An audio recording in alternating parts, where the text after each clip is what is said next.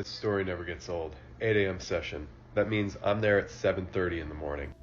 You should totally watch that video from Simon. It's very entertaining and enlightening about an aspiring rapper who sort of realizes he doesn't know how to rap because he hasn't actually done any work. And it reminds me of when I first started teaching music lessons. I had this really rich kid come in for lessons. He hands me a bunch of cash and he says, you know, how many lessons is this? This guy had just graduated high school. And I counted it up and said, oh, it looks like it's about, 8 lessons or so. He's like, okay. So we kind of work on some stuff. Then he comes back the next week. And by the way, the next week he offers me weed in the lesson. There you go. Apparently that's what he was doing for his summer job, is selling that. And then he comes in for his third lesson. Actually, he doesn't show up for his third lesson. And then for his fourth lesson, he comes in. Remember, he paid for 8. And he says, I just don't feel like I'm getting any better. And I said, well, we talked a little bit about whether he'd been practicing or not. You can guess the answer to that.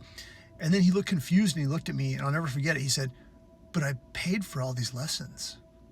And I thought, he actually thinks that paying for something means he doesn't have to do any work, which is just incredible to me. But his life up to that point, I guess, led him to believe that that is the case.